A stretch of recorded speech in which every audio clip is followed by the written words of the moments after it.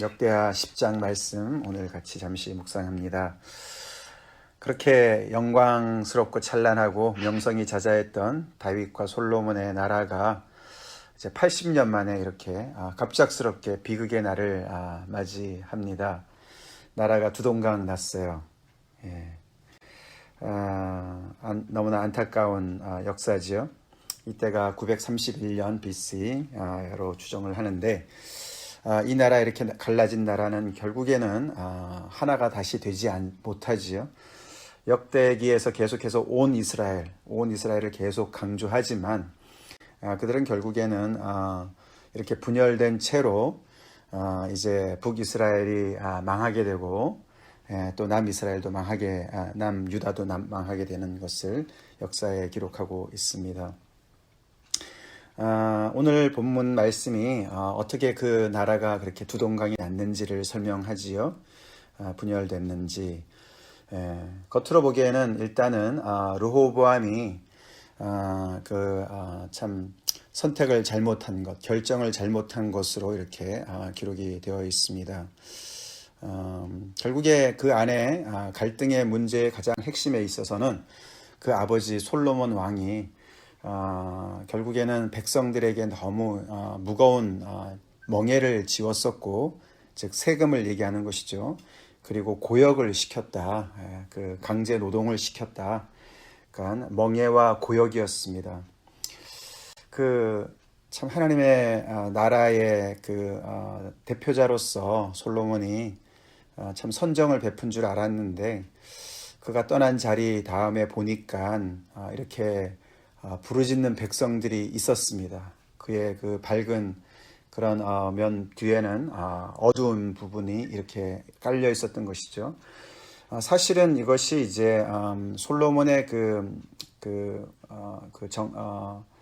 다스릴 때 통치의 그 마지막 부분에 끝부분에 끝자락에 사실 그런 징조가 다 나왔었습니다.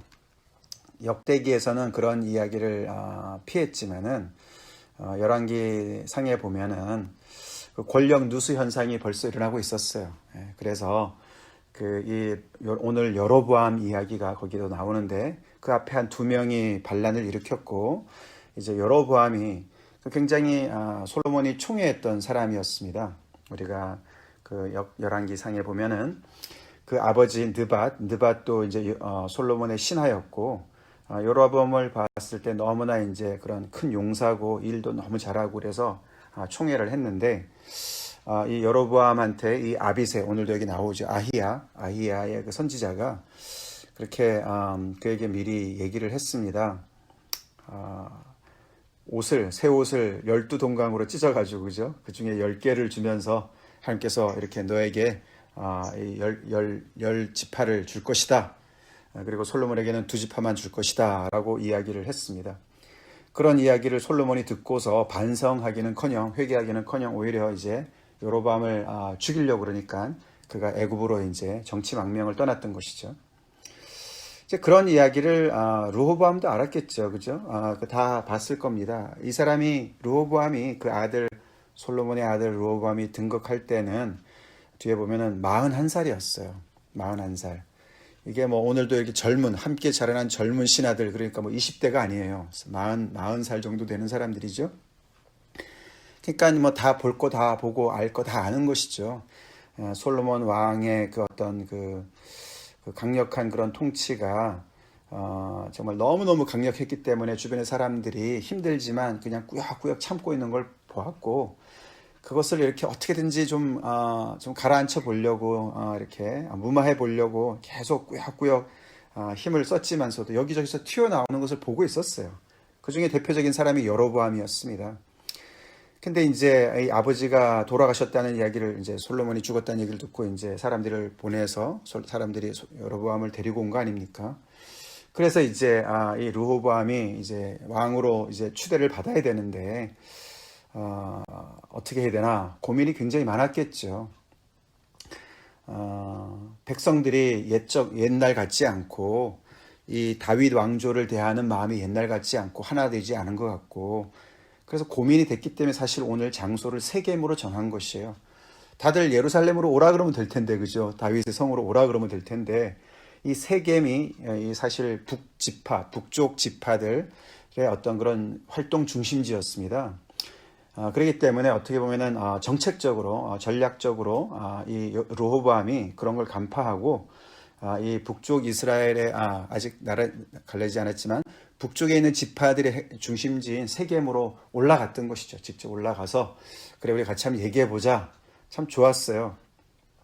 이 세겜은 이 이스라엘 백성들한테 굉장히 그 역사적으로 굉장히 중요한 그런 자리였습니다. 여호수아가 예를 들어서 여호수아가 백성들을 다 불러 모아놓고 오늘날 너희가 섬길 자를 택해라. 나는 여호와만 섬기겠다. 그 자리도 세겜이었고요. 그리고 그 야곱 때도 그 딸 디나가 강간당한 그 장소도 세겜 아니었습니까? 예, 그래서 거기서 좀 정착해 보려고 했던 그런 곳이고, 그래서 이만큼 이제 이 세겜이라는 장소가 굉장히 좋은 자리였죠. 아브라함도 세겜에서 정착했었을 때도 있었고요. 그렇기 때문에 이 세겜에 가서 같이 이야기하는 것은 굉장히 상징적으로 북쪽에 있는 그 지파들을 좀 달래고 좀 이렇게 잘해보자 하는 그런 마음이 있었던 것이죠. 거기까지 참 좋았는데 가봤더니 이제 여로보암과 함께 그 북쪽 지파들이 다 모인 거 아닙니까? 모여서 이제 자기들의 힘든 얘기를 하는 거죠.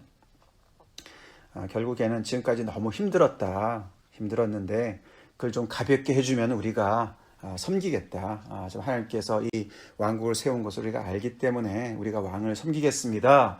라고 이야기를 했어요. 그죠? 그러고 3일의 말미를 이제 달라고 르호보암이 얘기를 하고 측근의 사람들하고 의논을 했습니다. 참 거기까지는 좋아요. 그죠?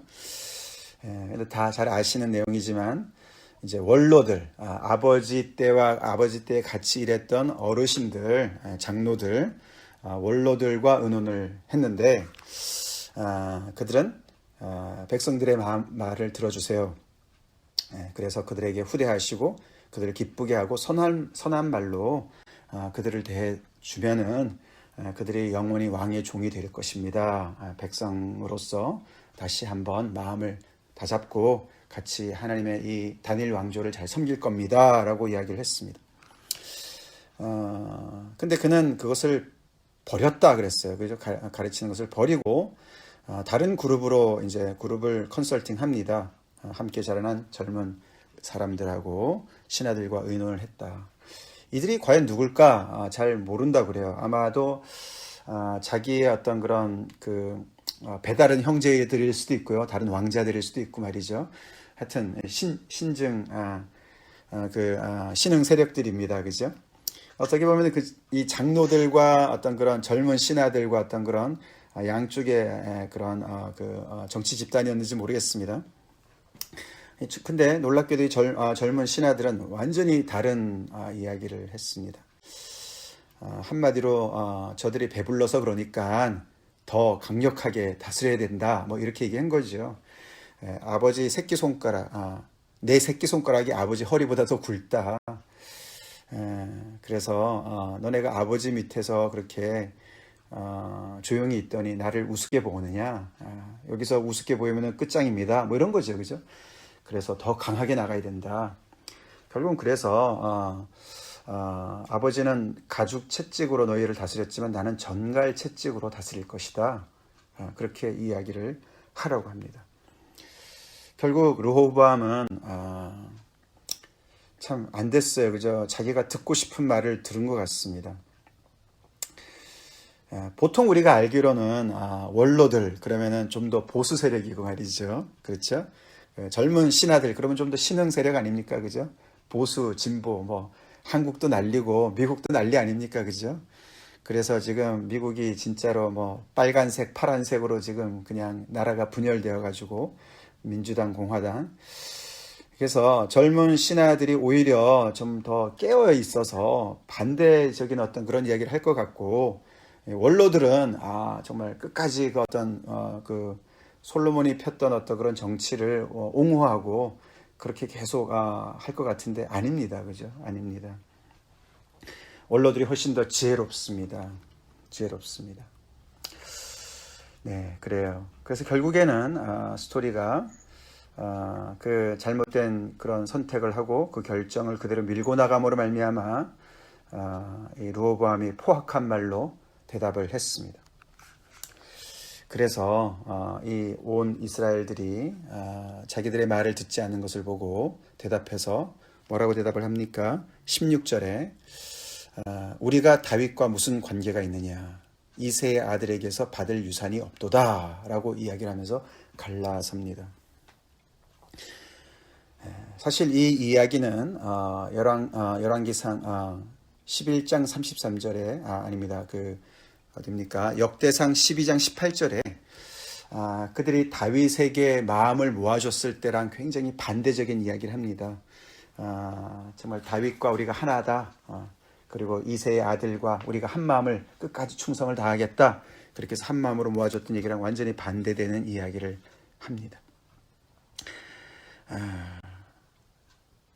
이게 그래서 남과 북의 그냥 이렇던 어떤 지형학적인 나눔이 아니라 결국에는 이제 그 12지파, 이 이스라엘의 12지파들 간에 그런 정말 그동안에 계속 쌓였던 그런 그 갈등이 완전히 이제는 터져버린.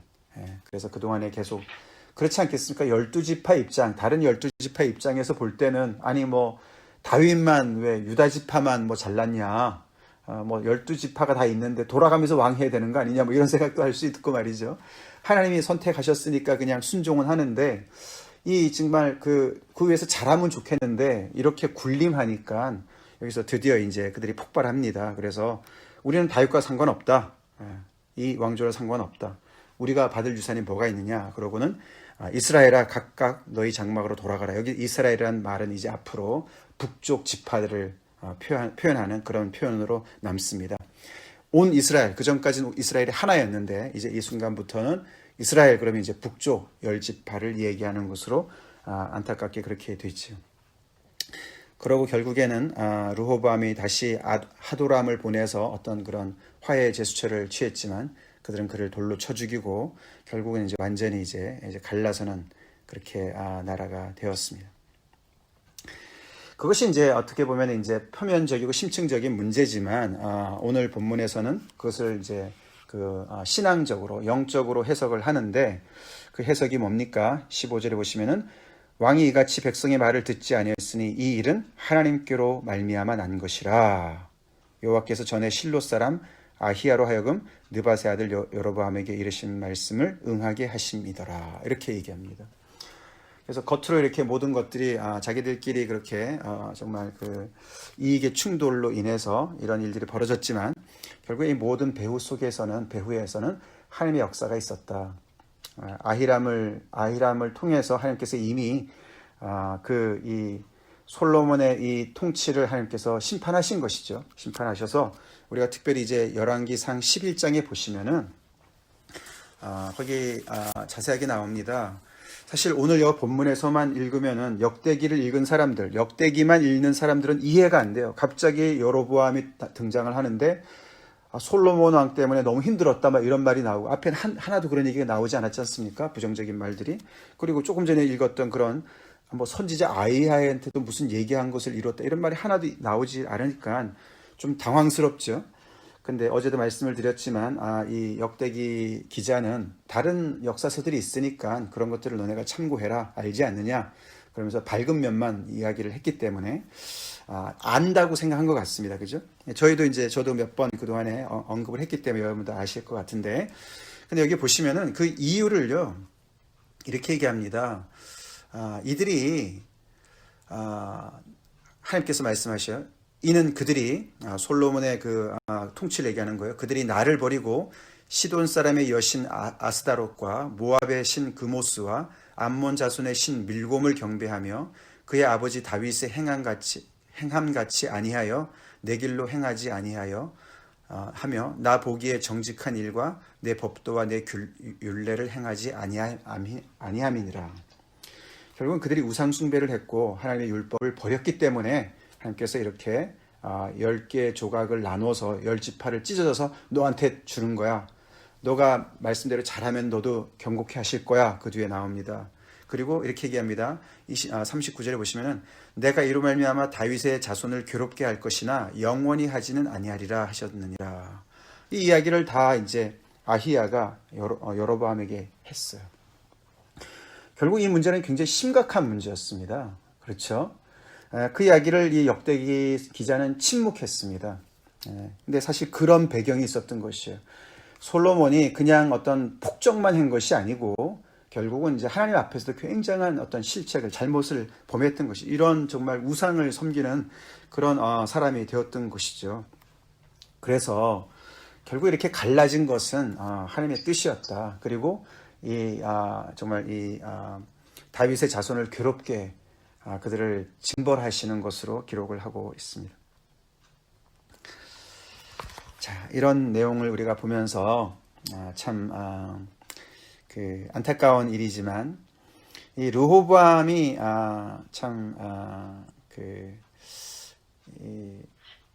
결국에 뭐랄까요, 하나님께서 원하시는 그런 그 모습을 아버지 솔로몬을 통해서 배우지 못한 것이 참 유감이지요. 그죠? 결국에 여기 오늘 중요한 이슈는 이제 정의죠. 정의. 우리 며칠 전에 청년부 성경 공부 때 정의에 대해서 우리가 공부했습니다. 여러분들 제가 올렸으니까 청년부 특강이라고 청년부만 듣는 것은 아닙니다. 여러분들 꼭 들어보시기 바래요. 오늘 이 이슈랑 아주 직결되어 있는 것입니다. 결국엔 이제 솔로몬 왕이 여기 우리 그 스바 여왕이 거기를 방문했을 때 스바 여왕이 칭찬하면서 그렇게 하지 않았습니까? 하나님께 송축하면서 이렇게 얘기했어요. 하나님께서 당신을 세워 그들의 왕으로 삼아 정의와 공의를 행하게 하셨도다. 이렇게 얘기를 했는데 겉으로 볼 때는 그랬는지 몰라도 속내는 그렇지 않았던 것이죠. 백성들이 그 아래서 정의로운 나라에서 다 같이 함께 하나님의 은혜를 누리면서 살지 못했던 거예요. 결국에 솔로몬과 그의 측근과 그의 가까운 신하들만 누렸던 것이죠. 이렇게 밑에서 힘들어한 백성들이 있었던 것입니다. 그래서 하나님께서 신명기 17장에 너희들이 왕을 세우려면은 이런 왕을 세워야 된다라고 말씀하신 거 있지 않습니까? 17장에 거기 우리가 보시면은 너네가 왕을 세워야 했다는 생각이 나거든. 반드시 내 하나님 여호와께서 택하신 자를 내 위에 왕으로 세울 것이며 내 위에 왕을 세우려면 내 형제 중에 한 사람을 할 것이요 내 형제 아닌 타국인을 세우지 말 것이고 그는 병마를 많이 들지 말고 아내를 많이 들지 말고 은금을 많이 쌓지 말고. 이거 솔로몬이 다 어긴 거 아닙니까? 그리고 뒤에 그가 왕 위에 오르거든 이 율법서의 등사본을 레위 사람 제사장 앞에서 책에 기록하여 평생에 자기 옆에 두고 읽어 그의 하나님 여호와 경외하기를 배우며. 율법을 열심히 읽고 율법서를 읽고 경외하기를 배우라고 하나님의 말씀을 앞세우라고 그랬는데 그러지 않은 것 같고, 뒤에 보면은 20절에 그리하면 그의 마음이 그의 형제 위에 교만하지 아니하고 이 명령에서 떠나 좌로나 우로나 치우치지 아니하리니 이스라엘 중에서 그와 그의 자손이 왕 위에 있는 날이 장구하리라. 하나님이 이렇게 명령하시고 부탁하신 이유가 다 있었던 것이죠. 그죠? 우리 하나님 말씀 순종합시다. 솔로몬이 이것을 참 귀담아 듣고서 처음에 그렇게 가졌던 겸손함을 가지고 하나님을 왕으로 모시고 자기는 거기에 정말 아래 종이고 하나님의 종이고 형제들 중에서도 그 백성들 중에서도 자기가 교만해서 군림하는 것이 아니라 형제들 중에 한 사람으로서 하나님이 주신 그런 정말 그 책임을 잘 감당했었으면 이 왕좌가 계속 가지 않았겠습니까? 그런 걸 르호보암이 배웠으면 얼마나 좋았겠습니까? 참 우리는 그래서 제가 청년부 특강할 때 말씀드린 내용인데, 정의가 지금 이 르호보암이 지금 하려고 하는 것도 나름대로 정의예요. 그죠? 나라의 질서를 잡으려고 그랬어요. 근데 그것은 솔로몬이 했던 것처럼 위에서 밑으로 내려 짓누르는 질서예요. 말 들으라는 것이죠. 잔말 말고 말을 들어라, 그 얘기예요. 근데 여기서 지금 여로보암과 모든 백성들은 정의를 요구하는 거예요. 밑에서부터 위로의 정의를 요구하는 거예요. 그래서 이 관점이 다른 거죠. 관점이 충돌이에요. 참 이것은 사실 르호보암이나 솔로몬의 그런 문제만은 아닙니다. 그죠? 우리가 작게 볼 때 우리 자신을 보면 알 수 있어요. 우리가 이 땅에 우리 미국에 삽니다. 그죠? 그래서 소수민족으로 살고 있어요. 그래서 우리는 그런 차별 대우를 좀 알아요. discrimination. 그죠? 예. 그래서 아무리 영어를 잘해도 말이죠. 이 백인들이 볼 때는 말이죠. 외국 사람들인 거예요. 그래서 은근히 차별을 합니다. 근데 문제는 그 틀 속에서 쭉 살아가는 사람들은 그것이 차별인지를 모르는 게 문제인 거예요. 정의도 마찬가지예요. 이 르호보암은 정말로 정말 한순간도 의심치 않고 자기는 제대로 하고 있다고 생각했을 거예요. 솔로몬도 마찬가지예요. 그만큼 가진 자의 정의와 밑에서 짓눌림을 받은 사람의 정의는 굉장히 다릅니다. 그 차별이라는 것이 우리가 이 땅에 사니까 우리가 알지요. 우리도 모르는 사이에 굉장히 차별하고 살고 있어요. 그만큼 우리는 다른 상대방의 입장에 서는 것이 참 어렵습니다. 그걸 우리 먼저 인정합시다. 아멘? 인정합시다. 겸손하기 참 어려워요. 그러니까 예수님께서 우리 마태복음 11장에 나는 온유하고 겸손하니 내게 와서 배워라. 그러면 너네가 쉼을 얻을 것이다. 르호보암 밑에서 무슨 쉼을 얻겠습니까? 솔로몬 밑에서 무슨 쉼을 얻겠습니까? 이렇게 가졌다고, 강하다고, 안다고, 그냥 무조건 무시하고, 그렇죠? 그냥 자기가 원하는 대로 계속해서 하나님께서 말씀하신 이런 왕을 세우라고 했는데 그렇게 되지 않으니까 결국에는 정말 그 나라에서도 글쎄요, 한 90%는 만족했는지 모르겠습니다. 90%가 만족하면 뭘 합니까? 10%가 만족을 못 하는데요.